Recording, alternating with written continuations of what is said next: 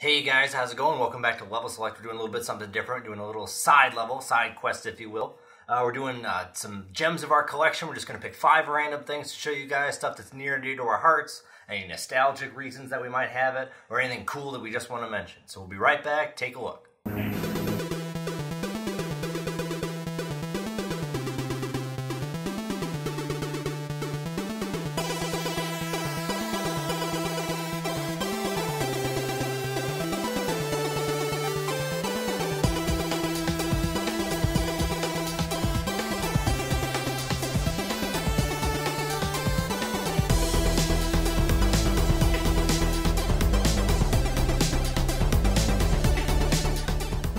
Hey guys, welcome back. Got some new stuff going on right now. You can call this officially like a side quest. As always, my name's Dallas, here with my buddy Kurt, and we got a newcomer to Level Select. This is Alex. Yo. Works with both of us.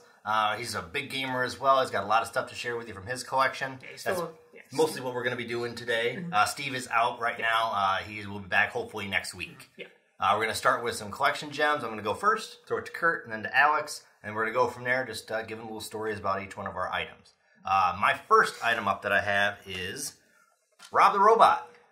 You guys ever played with this before? No. I have not. No, yeah, he came packed in with the first NES back when it was released in the 1985 or 86 in New York when they did the initial release. They had to make it seem more like a toy than a video game because after the video game Crash came out, nobody wanted to play video games. So this was a toy primarily that they were trying to market as.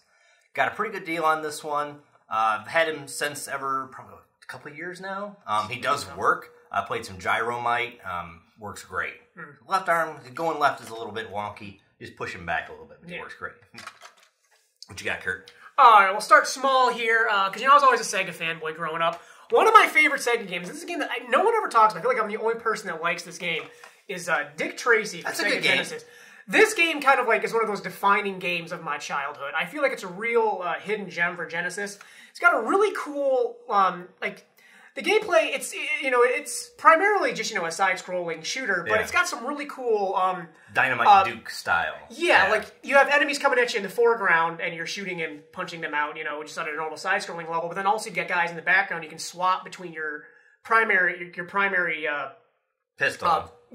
Like the normal plane that you're walking on, you can also then stop, shoot guys in the background, so you've got this multi-dimensional gameplay that's going on. It's really surprisingly solid, and no one ever really talks about it. And I played a lot. You said that's one of your test games, and you're like, "Oh, I have to test the system out. I know what this game should feel like because you played it so much." If you had an hours counter in that game, what do you think you'd be at? Oh, I have no idea. I played this so much. I just pop Game Genie on this and give myself infinite health, infinite time, and just go and just play through the entire game. And it's really simple gameplay, but everything about this game just clicks with me, and it also helps it. Like, when I was a kid, I was obsessed with this movie, and the game, I think, is fantastic as well. So it's a good game to check out if you've never ever played this before. Sweet.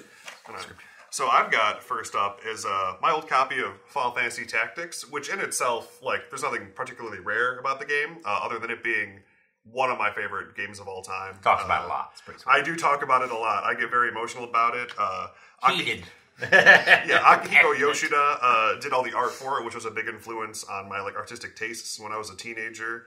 I think his, probably can't see very well, but the character and class designs are beautiful. The story is actually fairly interesting. It's almost like, in today's day and age, people probably compare it a bit to a Game of Thrones. It's more like medieval political power struggles that eventually kind of evolves into there's a lot of fantasy shit going on. Nice. But before that, it's actually pretty intriguing. But with that, I also have this figurine that came in. In Japan, it was only in blind boxes around the time they did the PSP remake of the game. In America, I think they were only available in a special limited collection that came with all 5 of the figures and the game, and it was kind of hard to come by. It's probably pretty expensive nowadays. Yeah, getting the individual ones. That's the protagonist Ramza. That was $20, $25, but getting some of the other characters, they go for $60, $80. So a full collection's going to cost you $250, $300. Wow, that's a lot. Yeah. All right, well, next up from my list is something that I did myself. It was for the first mod I ever actually did was to my Nintendo GameCube. The first thing I ever did to it was I just added the purple startup light right down there. I love the GameCube. I had this on day one almost. It was damn near day one. Because I just had to have the new Nintendo system. Played the crap out of Mario when it came out. Wind Waker, all of that. I was stupid when I was younger. Then I ended up getting rid of my GameCube and all my games. So I reacquired one, and I decided I'm going to keep this one forever, and decided to mod it to make it my own. So it was the very first system mod I ever did. I need to play it more, trying to get more into GameCube games. I need to play Eternal Darkness. I want to go back and play some more Sphinx and the Cursed Mummy, which is actually a little segue that I have into GameCube. Sweet game. Works on multi-plat on Xbox, PlayStation 2, and GameCube. I just prefer the GameCube version. One game not a lot of people talk about. It's like a good 3D action game where you got some puzzle-solving elements. You play as Sphinx, the main character. He's the platforming element to it. It's got a sword for action. It's really rudimentary puzzle-solving. Then you got the Mummy, who is basically invincible, and he can be like smashed flat by like bricks and blocks and stuff, and he can slip through like cracks and things to get through like different doorways that Sphinx can't. It's just a really unique, two character action puzzle game that not a lot of people play. Yeah, I've never even really heard of it until I heard you talking about it. So I played it back when I was a kid. I really liked it a lot. Yeah. Kurt? All right, yeah. Let's see what else I have here. I think I'll go. This is a little piece of hardware that, another thing that defined my childhood, which is the Sega Nomad, which, in my opinion, is one of the best handhelds ever made, so long as you have the car adapter or the AC adapter. Let's compare this. Let's just compare this right now. We got this Switch right here. Look at this beast. If you're not familiar, there's this has got the extended battery pack in it, but it's a little bit thicker, but yeah. If you're not familiar with the Sega Nomad, what it does, you can plug your Genesis cartridges right in here and play regular Sega Genesis games. That's badass. That's badass. And, it's got a decent screen. Everything about this works fine. The only issue with this system is it will eat batteries like nobody's business. It'll go through like 6 AAAs in like probably less than an hour if you're playing it. You will, so...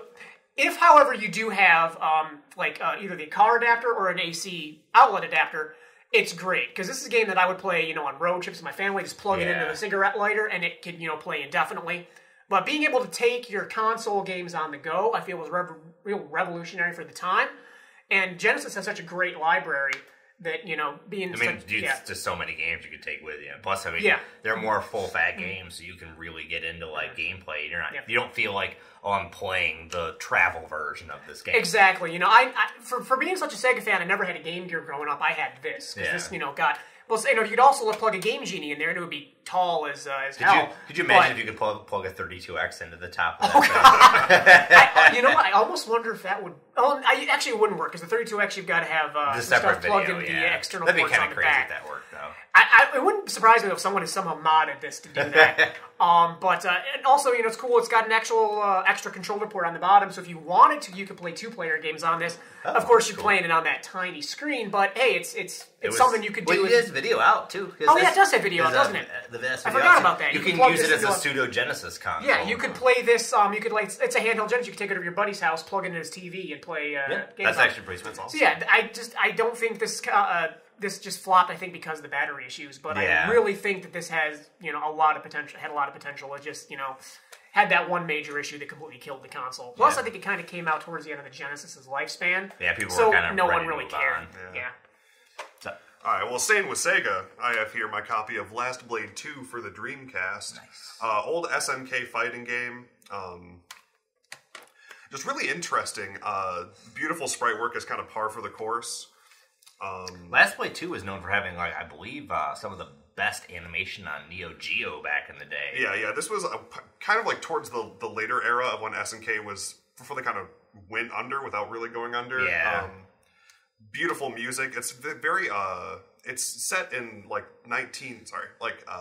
want to say 17th century, 18th century Japan. So kind of like during European occupation of it. Kind of the end of an era of the samurai. So it's got this really somber tone and soundtrack. But coupled with a pretty simple combat system, almost like a 2-dimensional Soul Calibur, weak slash, heavy slash, a parry button. Is it more violent, kind of like Samurai Showdown, or is it more towards gameplay? It doesn't have a gore factor to it. The original arcade edition had more gore. This one, it's all edited out. Oh, so, yeah. I guess you can always try the arcade version one day. Yeah, this one actually, the Dreamcast, I don't remember if there's other console versions, there might be. But the Dreamcast one includes, like, shortcut buttons for, like, quick supers. So you have, like, one-button supers instead of having to do, like the whole whatever. combo. Yeah. It's pretty cool. And also, I think they added, each character has a power mode and a speed mode, which, like, the one gives them, like, an easier combo progression but less damage, and the other gives them, like, a better super and more standalone damage. Mm-hmm.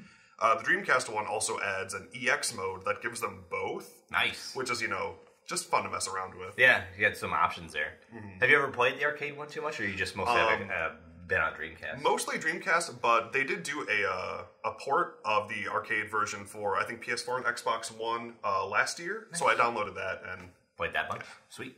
My next up is actually probably one of my absolute favorite items in my entire collection. I only got it maybe a year and a half, 2 years ago, but it's just attached to me ever since because I love it. And that is my Super Famicom. See, I would have had this if I was a kid in the 90s. I was a Genesis kid.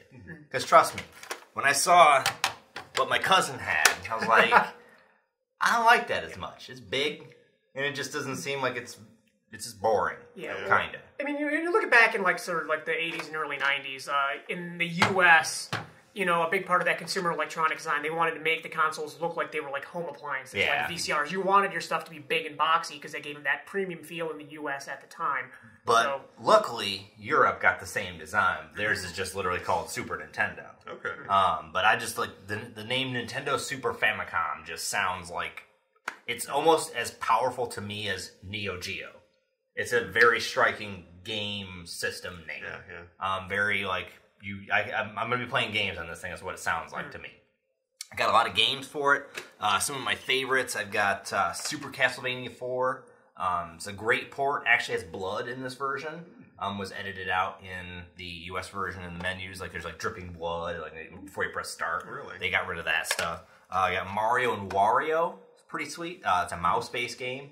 You have to go and help Mario, I think Toad or Peach. Wario is being a dick. He puts like a bucket over their head, and you have to play this character who has to like help them navigate an obstacle course by pressing with the mouse to like, click on objectives, like turn boxes on and off, so they get up ladders to have a surface to walk across. Okay. It's like a puzzle game. Then I got a couple Super Fire Pro Wrestling games. I got Fire Pro Wrestling 2 and Super Fire Pro Wrestling 3 Final Bout. Definitely some good games. I'm waiting for Fire Pro to come to Switch. Come on, let's make it happen. I would buy that for $20 right now, but I have to play these for now because they're just the best thing I can get. Super Famicom also, I'm hoping to get one day. My goal is to have a Satellaview for it. I know I'd never be able to use it, but just having one would just be epic. Yeah, that'd be insane. Sure. Let's see what else I got next here. I think I will bust out my small, still growing collection of various versions of Night Trap. This is a game. Let's each hold one. Let's each hold one here. These are the three that I got so far. Unfortunately, I was unable to get the PlayStation 4 re-release they just did with limited run games. I was dumb. It's the first time I've ever really bought anything from them. I didn't have my PayPal information all loaded up, and I got, for the sniped out from the 2 seconds of availability. In the 2 seconds of availability, yeah. But I did get the PC big box version that no one else really seemed to care for. But I got that for PC, for 3DO, and for 32X. 2 discs. It's just the infamy of this game and how important it is. I feel like in video game history, pre ESRB. Yeah, really kickstarted that whole thing into being. Yeah, this is kind of one of those games that kind of kickstarted the whole video game violence controversy. And it's funny that if you actually play this game now, it is so incredibly tame. I mean, it got re-rated by the ESRB. This is a game that when it came out was considered so, pornographically violent. There's no violence. There's no question. There's nothing really questionable. It's like slapstick. It's like the bad guys fall down a staircase, or they get trapped down a trapdoor slide or something. Like it's just so comical. Yeah, I mean the whole point of the game is that you're this it's like kind of special forces guy, and you're controlling these cameras. It's all live action video, and I'm a huge fan of FMV games like Mad Dog McCree, Ground Zero Texas. It's FMV game, and you're switching between cameras, and you're trying to set off traps to capture these vampires that are trying to abduct these girls that are having a sleepover. And the vampires are so just gumpy, just kind of walking around like gorillas. And then when they capture these girls and suck their blood out, they're putting these collars around them and like they're like on a stick, like it's like some sort of like something you do to like a rabid dog and then dragging them off screen. You don't really see anything. There's no violence on screen. There's no blood. There's no nothing. When you capture the vampires, it's like maybe like a trap door will open, they'll get sucked in, and a bunch of like smoke will come out. That's it. I don't believe there's any like blood really in this. I think it was more the idea everyone had of like vampires attacking cheerleaders. Yeah. Being played by kids. They were like, wait, that sounds worse, but no one who ever like had a problem with the game probably ever actually played the game. Right. It was that they heard about it, and that, as usually does, riles people up until they get mad about something, and then we have the SRB. Yeah, I think the major controversial element of this game was the ending, where the lead character's like wearing like she's like in like her like kind of like nightgown over like that. And the vampires grab her and drag her off screen for the bad ending. And apparently that was so controversial that they ended up having to re-release the game, because the 32X version is the re-edit? The re-edit, because the original one for 3DO and the original Sega CD version were both had that the original ending. The original ending in there where the main character gets killed kind of and dragged off. And then they edited that out, because of the controversy, and that's what's on the 32X version. Sweet. I believe the original ending is in the They probably just said, screw it, they're going to put it in there, yeah. Because it's funny that game was so controversial for its time, and then they actually, it's not on this box, but they reviewed it kind of for the ratings for the re-release, and I believe it's now rated T for teen. Weird. It's just no one cares anymore. But I'd love to get every possible version of this game, but these are the three that I have at the moment. So. Scripture. All right, so I've got here my copy of Mischief Makers for Nintendo 64. It's a game by Treasure, which they haven't done a whole lot lately, but back in the Genesis, Super Nintendo days, renowned for things like Gunstar Heroes. I heard of that. Yeah, and games like this. So I picked this up from, I think, a family video back when I was but a child. Really interesting side-scrolling. It's like a legit two-dimensional side-scroller on the N64, which there were not many. More like Mega Man, kind of? Yeah, like a Mega Man style, like straight-up two-dimensional planes, no weird like 3D mechanics. Cool. Yeah, because the N64 is mostly kind of geared towards that sort of Super Mario 64, Banjo-Kazooie kind of game. Right. Yeah. It's even weird too because you have to use you actually have to use the D-pad on the controller to maneuver. I remember when I first had it, I was playing it with the 64 controller. And I was like, how do I move? But not a super fast-paced game. Kind of more leisurely, like puzzle elements. You just play as this robot girl going around trying to save the professor that made her. Is it like pre-rendered sprites, or is it more like 3D polygons? It's the way Treasure animates things is they're more like they animate individual sprites as like a piece of a character and then put them all together. So they'll have these like multi-part characters. Well, they'll say like, I'm trying to picture something like this. Could you imagine it's more like Vector Man? Is it kind of like that, where he's kind of like animated, but it's more like independent? It looks more like Vector Man, where it's independently animated pieces that are put together to make the characters. Interesting. It's give that a shot. This game. Sweet. My next item, Mario 64. And this is special to me because this is the very copy I bought when I was a kid back in 97? I think it was 97. Sounds about right. Yeah, or 1996, actually. That might have been when the game pack was created. Anyway, I bought this on launch, played the crap out of it. I still haven't ever gotten all 120 stars. I really haven't gone through and like dug into my actual file to like remember what stars I'm missing. That's the sucky part, is I don't remember like where it was. So I'd have to start all over to just like hunt them through a guide, and I don't want to do that. But say my original files when I was a kid are still on here. I still play it every once in a while. I'll fire up my 64, pop into my original game, and just go hog wild on it. Mario 64 is probably my favorite Mario game ever. I actually just myself only collected all 120 stars like 2 years ago. Nice. I sat down and I decided to do it. Oh my gosh, I know. I think the way Mario controls in that game and his physics, probably it's because I played it so much, but that's what feels like. That's what feels like. That's what feels like. Yeah, the perfect feel to me. Like the motion and momentum of his long jumps and it's really good. Everything is just so well designed in that. It's just to kind of set the standard, I think, for every 3D platformer. Yeah, exactly. I'd really be interested to see what this game controls like with that new Retro Fighters gamepad that came out on Kickstarter. Because it's just a new N64 like straight up port controller, so that'd be kind of cool to do. I wonder if it'd be helping my game at all, because it seems like the original 64 layout for me was kind of confusing trying to control him. Maybe like a more modern stick would be like tighter controls. I'd be a little bit better at it, maybe. All right, Kurt. All right, so my next game, it took me a while to find this because it's kind of difficult to find. Daikatana for N64. If you're not familiar with Daikatana, it is a terrible game. The launch of this, originally a PC game, was a total debacle. You know, John Romero, one of the lead level designers on Doom, he was making this new game, and there was the whole controversial ad campaign with the John Romero's about to make you his bitch, and everybody was hyping this up, and it kept getting delayed and delayed until it finally came out and was just kind of dog shit. It would have been. The thing about this game is, you had these AI partners that were just terrible. It would have probably been a decent game if it had been released like 3 years prior, but by the time it came out, it felt so outdated and kind of, just had been eclipsed by everything at that point. But it ended up getting a release on N64, and for a while, this was a Blockbuster exclusive. You could only rent it. You couldn't buy it because it was a terrible game. No one was going to buy it. Was the PC version already in bargain bins by the time that came out? Probably. I'm not exactly sure the time frame of when this came out in relation to the PC version. I just know that because that PC version had flopped, the port ended up being just a rental only. They didn't want to put copies behind it. Yeah, they did, because this one's actually was a former Blockbuster copy. Still got that Blockbuster sticker on the back. Which, some people might turn some people off, but as a former Blockbuster employee, I had to have that, bit of history on it. But it did eventually come out for purchase in retail stores. I don't think it sold very well at all, but... It's probably super limited. Yeah, that's why it's extremely difficult to find this game, in box with the remote, with the instructions and everything, because you could only ever rent it. I'd imagine, Blockbuster probably paid a pretty penny for each one of those cartridges being that limited. Those I haven't looked them up. I could imagine they'd be over $80-$90. Yeah, I don't know what the demand is for Daikatana, but it wouldn't surprise me if it goes up that high. So is Daikatana supposed to be like a hard game? Because I'm not familiar with it. So if the ad campaign was like, "Yo, he's gonna make you his bitch," is it like the Dark Souls of the N64 era? No, it was just supposed to be just one of the badass attitude, I guess, behind it. Yeah, you had John Romero, who kind of had this sort of rock star persona from his Doom days, being a level designer and stuff like that. And he was going to be lead designer on this game that was supposed to be revolutionary at the time. It was the first game.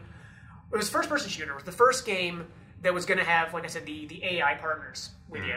Where you could be, you have these two guys fighting alongside you. There was a guy and a girl fighting alongside you, and no game had done that before. You had these two AI partners with you. By the time the game out, every game had done that. But when it was announced, it was, it was revolutionary. The graphics are going to be revolutionary. Everybody's expecting amazing level design because John Romero, it was like a time travel, hopping mechanic where you were fighting in different periods. Everything about this game was going to be revolutionary, but it absolutely pulled nothing off well. It was just mediocre in every sense. That sucks. Yeah. All right. So me here, I have my complete in-box copy of Secret of Mana.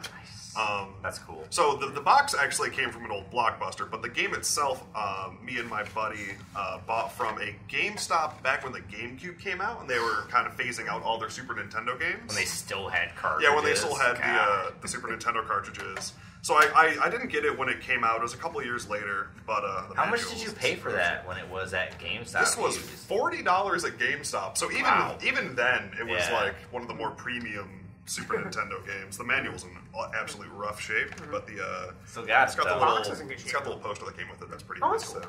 But Secret of Mana is a game that just actually got the PS4 remake, which hasn't been getting great reviews, but so you can go back and play the original. Yeah, Secret of Mana. It is a game that the gameplay hasn't aged particularly well. It's an overhead, almost like Zelda: Link to the Past style, in terms of how it looks on screen game.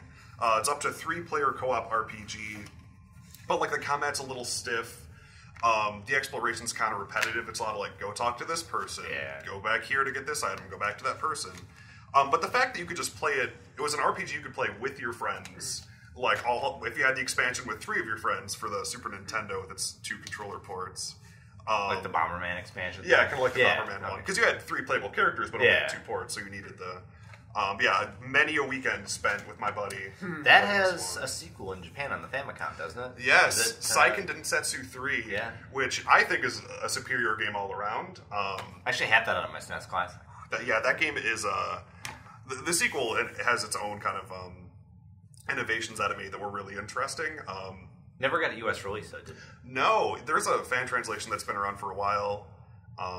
Let's try that out. Yeah, I'm actually incredibly disappointed we've never gotten one. I was hoping when they did the second Densetsu collection on Switch that came out last year, they might have done some kind of American port, or English port. That sucks. I'll go back to my last item for me as a new item that I got a couple weeks ago, and that is my retro 8BitDo gamepad that I've been using. It's compatible with my SNES Classic and my Nintendo Switch. I can do them both without having to resync. This is amazing. I've been doing a lot of arcade games, stuff like that. The joysticks are really responsive. Really nice D-pad, just as good quality as Nintendo's got. Got triggers, 2 sets right there. Fully compatible. I was playing Payday 2 on my Nintendo Switch with this controller, and it works just fine. It also has motion control, so you can use it with Splatoon, and it works just as good as the natural motion control on the Pro Controller. Really sweet, $50. Yeah. So if you're looking for a full motion controller for a Switch, this is $20 off the normal one. Same thing. I think there's something to be said about the compact simplicity of that Super Nintendo design. Yeah. That it just feels, even though it's like not, I think, horribly ergonomically structured, it just naturally fits. Yeah, Maybe from growing up with it. It's been probably the most in our generation that we played, because the NES was not something we played a lot of as a kid, because we were probably too young to really dive into most of the NES in the early 80s. This is the controller that I'm most aware of from my childhood with like 16-bit gaming, was the Super Nintendo controller. And I feel like this is what it would have looked like had the original Nintendo PlayStation came out, if they had put DualShocks on the SNES controller versus making the first DualShock controller for PlayStation, which would have been kind of cool. I think that's just a cool best of both worlds scenario. Yeah, I never considered that. There's a chance that could have been a real licensed, thing at some point. Had Nintendo and Sony gotten along better, could have been actually what we got. Yeah. Right.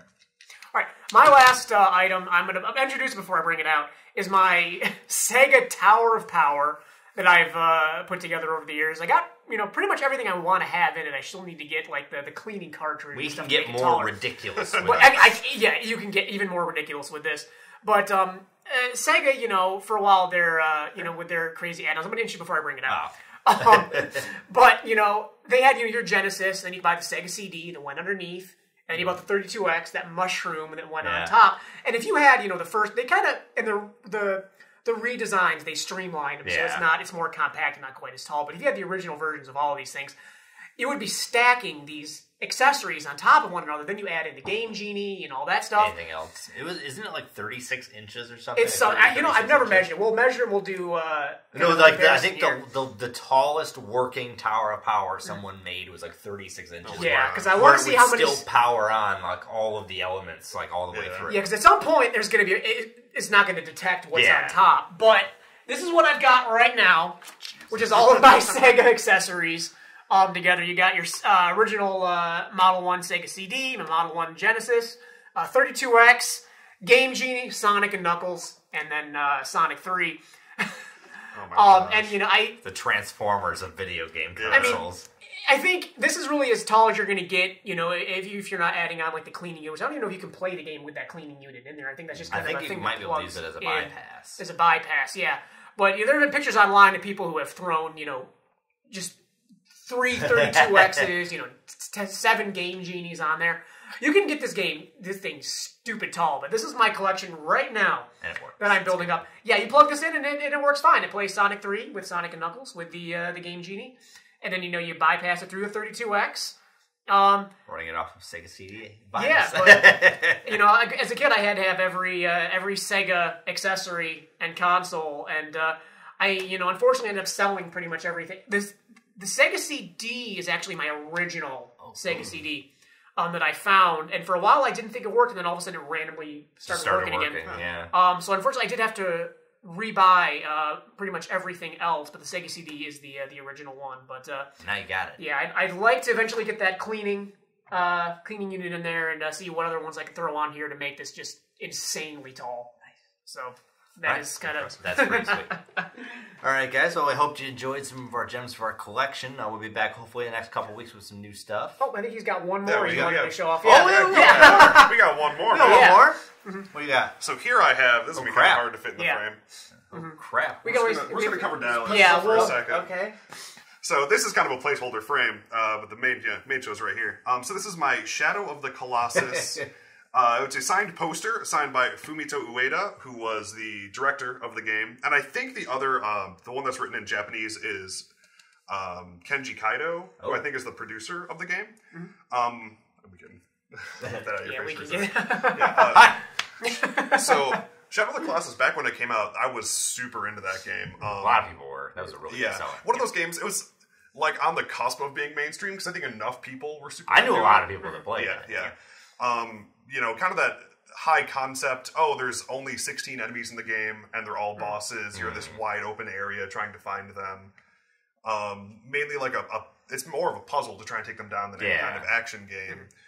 But beautiful music, it's a very muted color palette. Like, it's very much a, like, gray and brown game. Yeah. But it's kind of, like, supposed to be this murky, like, dingy style, like, collapsed area. Despite that, though, the game is beautiful, though. Yeah. I mean, it pulls off that aesthetic remarkably well. Yeah, and it has that sense of scale where you're, like, climbing on these creatures, and the camera will kind of zoom out, and this orchestral score will, like, swell up. That's actually pretty sweet. It's 57 of 150. Wow, I didn't know there's only 150. Yes, I do believe this was, if my memory serves, this was from a raffle that was amongst GameStop general managers to receive it. It was one of our buddies, Steve, that used to be his, and through happenstance, Steve sold this because he wanted to get rid of his posters, and then Scripter bought this because he sold it to our work. And now Steve and all of us are on the same channel, so now it's kind of back in circulation. It had been sitting around. For some reason, no one picked it up for a couple of weeks, and I had my eye on it the whole time. Nobody probably really knew what it was. Yeah, I think it's probably slipped under the radar. No one knew exactly what it was. But yeah. All right, well, now that we're done with our collection video, that was just some of our gems from our collection. We're going to be showing you more videos later on. I'll be back in a couple weeks with some more stuff, but until then, we'll see you guys later. Thanks for watching. Bye.